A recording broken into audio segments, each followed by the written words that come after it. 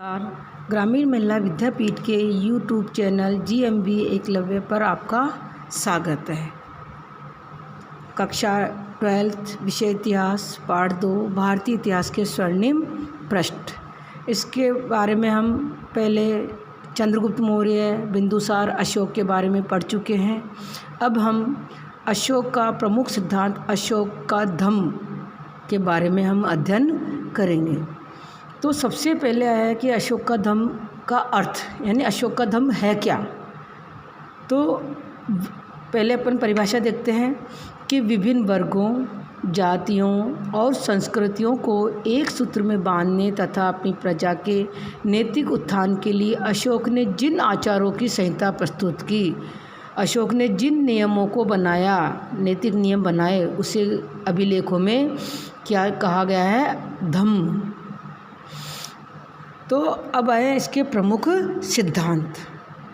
तो सिद्धांत में है पहला सहिष्णुता, अहिंसा, आडंबरहीनता, लोक कल्याण एवं श्रेष्ठ पवित्र नैतिकता। यानी अशोक ने अभिलेखों के माध्यम से धम्म के सिद्धांतों को प्रचारित किया। यानी जब 261 ईस्वी पूर्व में जब कलिंग युद्ध में अशोक का हृदय परिवर्तित हुआ, तो अशोक ने हिंसा की जगह अहिंसा पर जोर दिया और सभी धर्मों को बढ़ाने पर जोर दिया। तो इसलिए हम सबसे पहले टॉपिक अपन देखते हैं सहिष्णुता। तो अशोक ने संपूर्ण विश्व को धार्मिक सहिष्णुता का पाठ पढ़ाया, अर्थात सभी धर्मों को समान महत्व व समान आदर प्रदान करने पर बल दिया। यानी अशोक ने हिंदू, मुस्लिम, सिख, ईसाई सभी धर्मों को समान महत्व दिया। ये नहीं कि हिंदू पे महत्व दिया या मुस्लिम धर्म पे महत्व दिया। जनता पर धर्म को ज़बरदस्ती नहीं थोपा। यानी व्यक्ति, जो भी मनुष्य जो भी धर्म अपनाना चाहे वो अपने आप में स्वतंत्र है। एक धर्म, एक भाषा, एक लिपि का अनुसरण कर संपूर्ण भारत का एकीकरण किया। यानी अशोक ने एक धर्म और एक भाषा और एक लिपि का प्रयोग किया और संपूर्ण भारत को एक सूत्र में बांधा। और ये किस में वर्णित है, कौन से शिलालेखों में? 7, 11, 12वें शिलालेख व दूसरे लघु शिलालेख में ये वर्णित है। किसके बारे में? सहिष्णुता के बारे में, सभी धर्मों को समान महत्व देने के बारे में। 7, 11, 12 व दूसरा लघु शिलालेख। दूसरा आता अहिंसा। कलिंग युद्ध के बाद अशोक ने युद्ध व हिंसा के द्वारा विजय प्राप्ति का त्याग करने और जीव हत्या का विरोध करने पर बल दिया। यानी 261 ईस्वी पूर्व के बाद अशोक ने हिंसा का सर्वथा त्याग किया और हिंसा के द्वारा जो विजय प्राप्ति को बिल्कुल त्याग दिया और जीव हत्या का विरोध किया। और यह सब वर्णित किस में है? प्रथम और 11वें शिलालेख में व 5वें स्तंभ लेख में ये हमको लिखा हुआ मिला है। अब आता है आडंबरहीनता। यानी धर्मानुष्ठानों तथा बलि चढ़ाने को गलत बताया।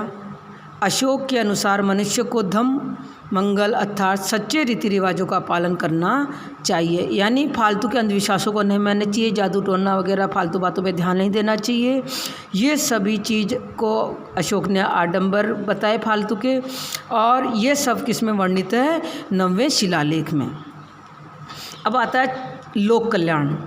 अशोक ने पितृवत शासन का सिद्धांत दिया। पितृवत यानी जैसे पिता अपनी संतान के लिए सब कुछ अच्छा करना चाहता है, संतान का आगे बढ़ाने की कोशिश करता है, वैसे ही अशोक ने भी शासन का किस तरह माना है? पितृवत की तरह। तथा लोक कल्याण को राज्य का सबसे महत्वपूर्ण उद्देश्य बताया। लोक कल्याण यानी सबका कल्याण, सारी जनता का कल्याण।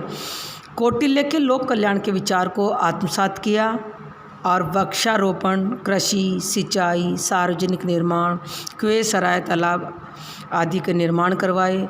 यह सब किस में वर्णित है? 7वें स्तंभलेख व दूसरे शिलालेख में वर्णित है, लिखा हुआ है। अब देखो 7वां स्तंभलेख,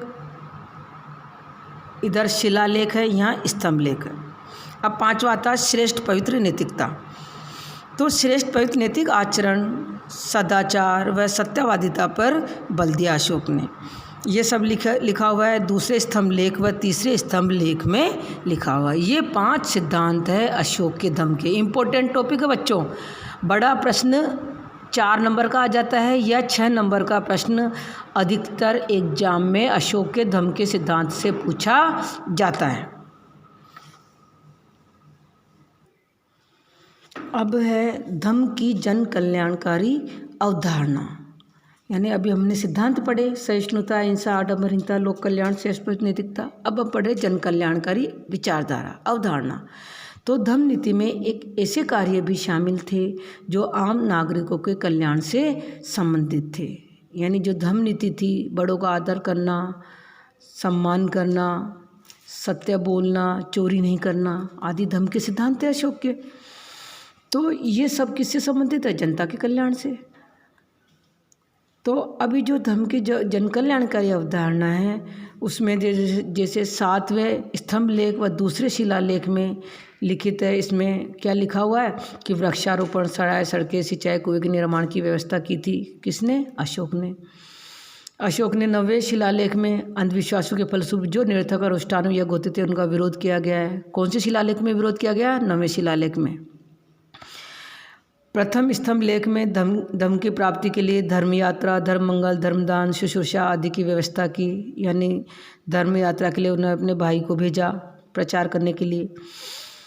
द्वितीय स्तंभ लेख में धम्म की परिभाषा बताते हुए कहता है कि अपासिन्वे बहुकयाते दया दाने सचे सोचिए माधवे साध्वे च। अर्थात प्रत्येक व्यक्ति पापों से दूर रहे, यानी कोई गलत कार्य न करे, कल्याणकारी कार्य करे, दया, दान, सत्य, पवित्रता व मृदुता का पालन करे। यानी प्रत्येक व्यक्ति कोई गलत कार्य नहीं करे, किसी की आत्मा को नहीं सताए, सारे जनता के भलाई के कार्य करे, एक दूसरे के प्रति दया रखे, कोई गरीब है तो उसके लिए दान करे, कभी किसी के लिए ना झूठ नहीं बोले, किसी की जान बच रही हो तो ही झूठ का सहारा लेने तो हमेशा सत्य बोले, पवित्र रहे, मृदु भाषा का प्रयोग करें। फिर है तीसरे स्तंभ लेख में अशोक प्रचंडता, निष्ठुरता, क्रोध, घमंड, ईर्ष्या आदि के लिए निषेध किया है। तीसरे स्तंभ में क्या लिखा अशोक ने? किसी के साथ गलत व्यवहार मत करो, निष्ठुर मत बनो, क्रोध मत करो, घमंड मत करो, किसी से ईर्ष्या मत करो। ये है आपकी जन कल्याणकारी अवधारणा। उसमें पहला 7वें और दूसरा शिलालेख का, फिर 9वें शिलालेख का, फिर प्रथम स्तंभ लेख, फिर द्वितीय स्तंभ लेख जिसमें परिभाषा दी है, फिर तीसरा स्तंभ लेख। ये 5 पॉइंट आपके जन कल्याणकारी अवधारणा। 4 नंबर का प्रश्न आ चुका है ये एक बार बोर्ड एग्जाम में।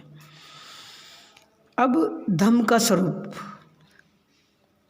तो धम्म का स्वरूप फ्लीट ने क्या बताया है? फ्लीट ने क्या कहा है कि जो अशोक का धम्म था वो क्या था? राजधर्म था।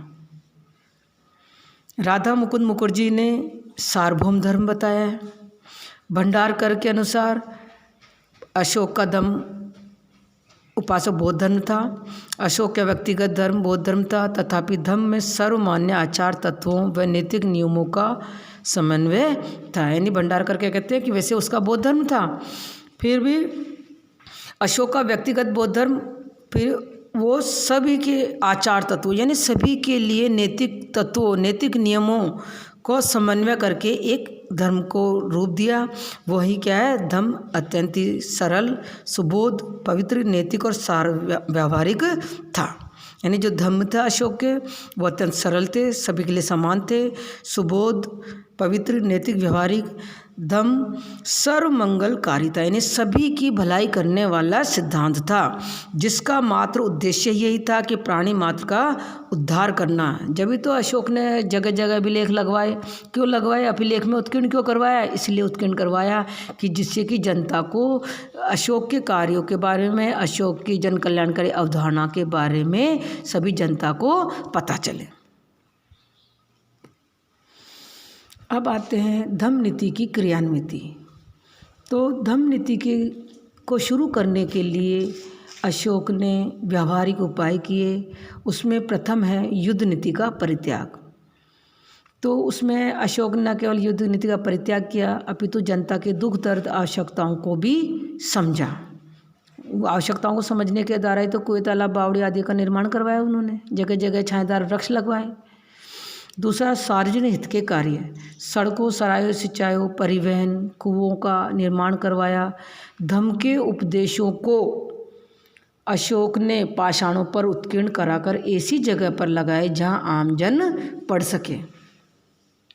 यानी जो धम्म के जो सिद्धांत है, जो उपदेश हैं, उनको किस पर उत्कीर्ण कराया? पाषाण में बड़े बड़े पत्थरों पर, अभिलेखों पर, शिलाओं पर, और ऐसी जगह पर लगाए जहाँ पर आम जनता उसको पढ़ सके, यानी जनता उधर आना जाना हो जनता का। तीसरा है हिंसा पर प्रतिबंध। हिंसा पर प्रतिबंध व पशु बल का निषेध किया। वो हमको कलिंग युद्ध के बाद से पूरा प्रतिबंध लगा ही दिया था उन्होंने 261 ईस्वी पूर्व से। अब समान नागरिक संहिता, दंड संहिता पर बल, यानी सभी नागरिकों के लिए, प्रजा के लिए, मंत्रियों के लिए समान नागरिकता संहिता बनाई, समान नैतिक नियम बनाए और समान दंड संहिता पर बल दिया।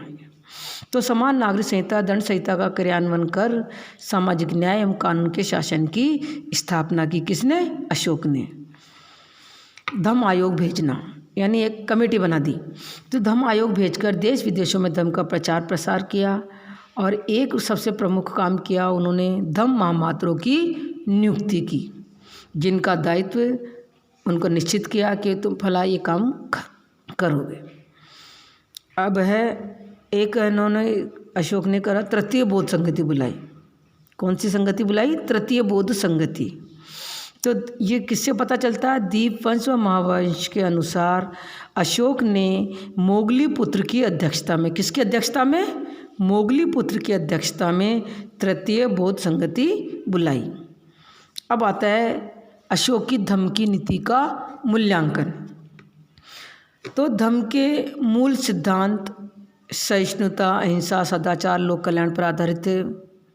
फिर भी अशोक के धम्म के सिद्धांत सफल नहीं रहे, यानी बाद में जिस तरह इनको बनाया गया, जिस तरह इसका प्रचार प्रसार गया, वैसे वो सफल नहीं हो पाए। तो पहला सबसे बड़ा कारण है इसका कि अशोक के जो उत्तराधिकारी हुए वो उस रूप में क्रियान्वित नहीं कर सके, उनको चालू नहीं कर सके, इतने साहसी नहीं थे इतने। दूसरा, धम्म दुर्बल शासकों, राजनीतिक अनिश्चितता व सीमाओं की असुरक्षा के कारण फलीभूत नहीं हो सका, क्योंकि धम्म की नीति शांति काल में संभव थी। तीसरा, बाद के जो शासक हुए वो अशोक की दूरदर्शिता को नहीं समझ सके।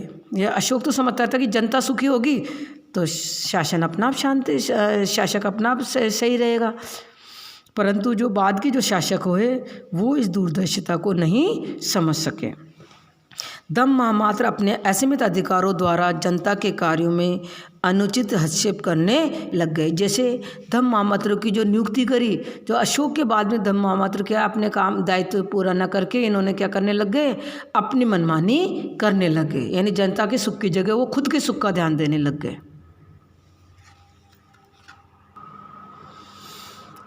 तो उपयुक्त कारणों से धम्म की नीति फलीभूत नहीं हो सकी, तथापि अशोक सराहना का पात्र है। आज भी अशोक के धम्म के सिद्धांत प्रासंगिक है।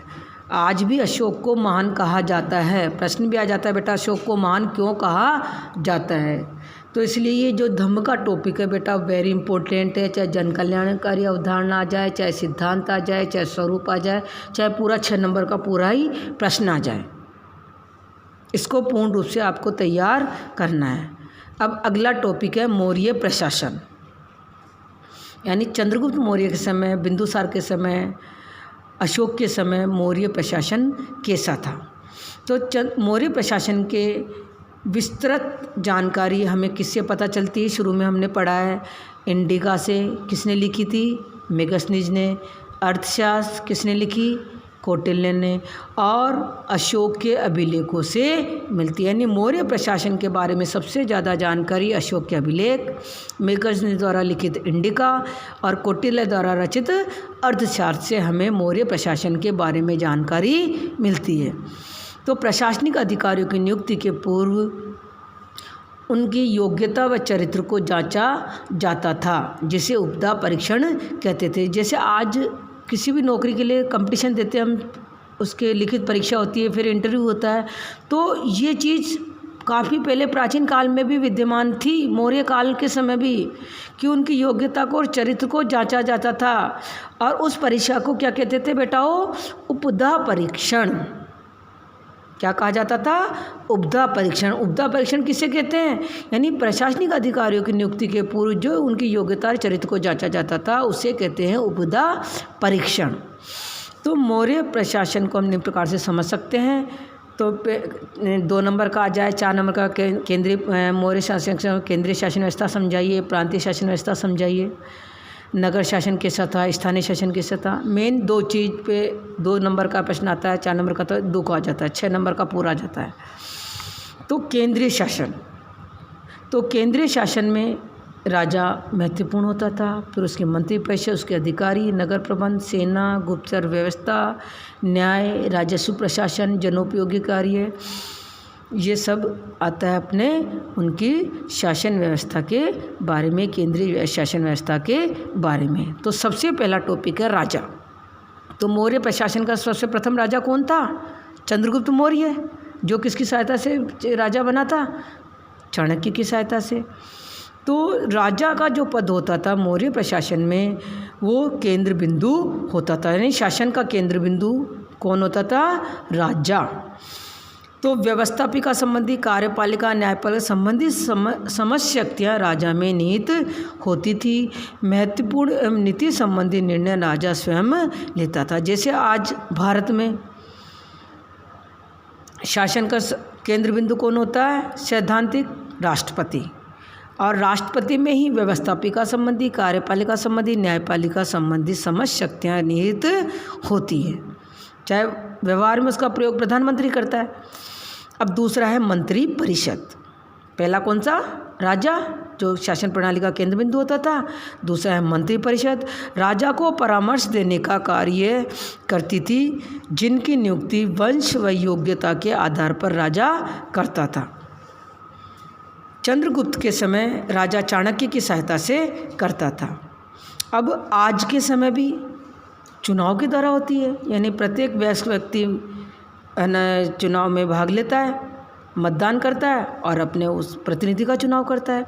तो उस समय किसकी नियुक्ति किसके द्वारा होती थी? मंत्री परिषद की नियुक्ति वंश योग्यता के आधार पर। और इस चंद्रगुप्त मौर्य के समय कौन हेल्प करता था, कौन सहायता करता था? चाणक्य सहायता करता था। एक आंतरिक परिषद भी होती थी जिसे मंत्रिण कहा जाता था, जिसके 3-4 सदस्य होते थे, यानी महत्वपूर्ण मंत्री होते थे। उनको आंतरिक परिषद कहा जाता था, उन्हें मंत्रिण कहा जाता था, जिसमें केवल कितने सदस्य होते थे? 3-4 सदस्य। अब आते हैं अपन अधिकारी पे। शीर्षस्थ राज्याधिकारी को क्या कहा जाता था बेटाओ? तीर्थ कहा जाता था। तो आंतरिक परिषद के सदस्य को मंत्रिण कहा जाता था, और शीर्षस्थ राज्याधिकारी को क्या कहते थे बेटाओ? तीर्थ कहते थे। इनकी संख्या कितनी थी? 18। अब 1 नंबर का प्रश्न है ना बेटा। तो शीर्ष राज्याधिकारी तीर्थ कहलाते थे, इनकी संख्या 18 थी। वे केंद्रीय विभागों का कार्यभार देखते थे, यानी जैसे कैबिनेट मंत्री होते हैं, जैसे कोषाध्यक्ष, कार्मांतिक, समाहर्ता, पुरोहित, सेनापति। कौटिल्य के अर्थशास्त्र में 27 अध्यक्षों का उल्लेख मिलता है, जो कृषि, व्यापार, वाणिज्य, बाट, माप, कताई, बुनाई, खान, वनों का नियमन व नियंत्रण रखते थे। यानी कौटिल्य में कितने बताए गए हैं? 27। और ये शीर्ष अधिकारी वो क्या कहलाते थे? तीर्थ। इनकी संख्या कितनी थी? 18। अर्थशास्त्र कितने अध्यक्षों की बात करती है? 27, जो किससे संबंधित होते थे? कृषि, व्यापार, वाणिज्य, मापताप, कताई, बुनाई, खान, वन आदि के सबके नियमों के बारे में और नियंत्रण रखने के बारे में। अब 5वां टॉपिक है नगर प्रबंध। नगर प्रबंध हेतु 5-5 सदस्यों की 6 समितियां होती थी, जो विभिन्न कार्यों और उद्योग एवं शिल्प, विदेशियों, जनगणना, वाणिज्य, व्यापार, निर्मित वस्तुओं की देखभाल, बिक्री कर आदि के नियमन, विपणन एवं रखरखाव का कार्य करती थी। अर्थशास्त्र के अनुसार नगर प्रशासन का अध्यक्ष गोप व स्थानिक उसके सहायता कर्मचारी थे। यानी नगर प्रबंध के लिए 5-5 सदस्यों की 6 समितियां होती थी, जो विभिन्न कार्यों को देखती थी।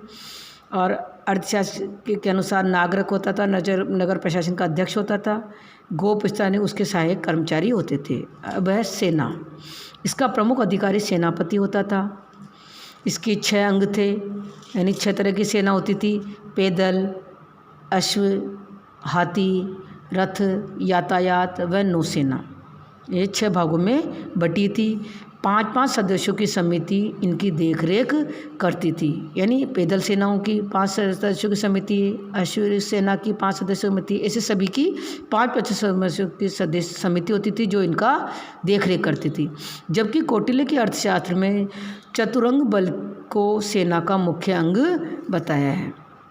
कौटिल्य के अर्थशास्त्र में चतुरंग बल सेना को बताया है। अब है गुप्तचर व्यवस्था। मौर्य काल में गुप्तचर व्यवस्था सुदृढ़ थी, यानी सेना राजा प्रजावत्सल होता था तो वो अपने गुप्तचर व्यवस्था रखता था, जिससे कि आम जनता की परेशानियों का पता चल सके। तो मंत्रियों से लेकर आम जनता की गतिविधियों पर नज़र रखने का कार्य करती थी गुप्तचर 2 प्रकार के होते थे, संस्था और संचारा। गुप्तचर कितने प्रकार के होते थे? 2 प्रकार के, संस्था और संचारा। अब आते हैं हम न्याय पर। तो धर्म, व्यवहार, चरित्र एवं राज्य शासन न्याय संहिता के स्रोत थे। राजा सर्वोच्च न्यायाधीश होता था। न्यायालय 2 प्रकार के होते थे, धर्मस्थलीय न्यायालय और कंटक शोधक न्यायालय, यानी दीवानी मामले का धर्मस्थलीय, कंटक शोधक फौजदारी। अब कंटक शोधक किससे मतलब? फौजदारी मामलों से, यानी मार काट से मतलब वाले मामले किस में जाते थे? कंटक शोधक। दीवानी वाले चोरी वगैरह आदि के मामले। संग्रहण व द्रोणमुख स्थानीय व जनपद स्तर के न्यायालय थे। आज भी ऐसा ही बैठा हो, सर्वोच्च न्यायालय, उच्च न्यायालय, जिला न्यायालय। राजुक व्यावहारिक न्यायिक अधिकारी होते थे। अब है राजस्व प्रशासन। समाहर्ता अधिकारी का पद का नाम बेटा समाहर्ता राजस्व विभाग का प्रमुख अधिकारी होता था, जैसे आज का वित्त मंत्री होता है। सन्निधाता राजकोष का मुख्य अधिकारी होता था। दुर्ग, राष्ट्र, वज्र सेतु, वन, खान, आयात निर्यात आय के प्रमुख स्रोत थे। अब है 10वां पॉइंट है जनोपयोगी कार्य, जन कल्याणकारी कार्य। मौर्य सम्राट प्रजावत्सल थे, यानी जनता की भलाई कार्य करने वाले शासक थे। इन्होंने जनता की भलाई के लिए सड़कों, सिंचाई, कुओं, सराय आदि का निर्माण कराया। अब है प्रांतीय शासन, यानी जैसे आज भारत बटा हुआ है राज्यों में, तो उस समय भी प्रांतों में बटा हुआ था मौर्य प्रशासन।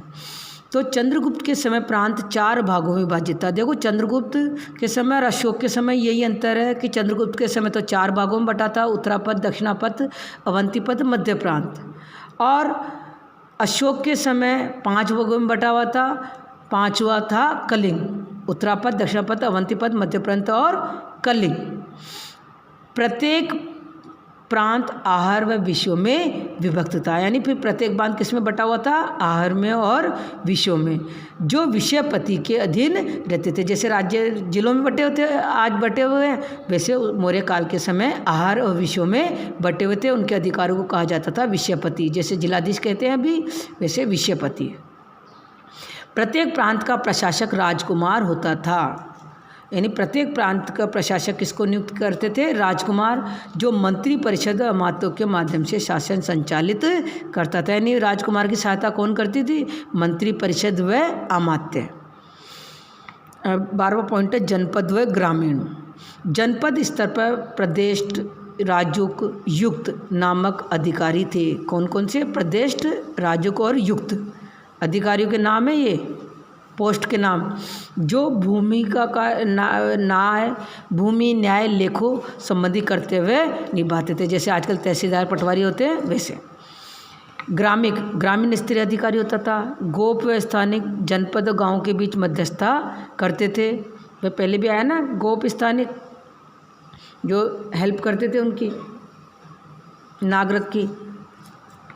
अब अशोक के गोप स्थानिक जनपद गांव के बीच मध्यस्थता करते थे। इस प्रकार मौर्य कालीन प्रशासन एक केंद्रीकृत व्यवस्था थी, यानी राजा के इर्द गिर्द घूमने वाली व्यवस्था थी। अब अशोक के प्रशासनिक सुधार, 4 नंबर का प्रश्न भी आ जाता है, 2 नंबर का प्रश्न आ जाता है।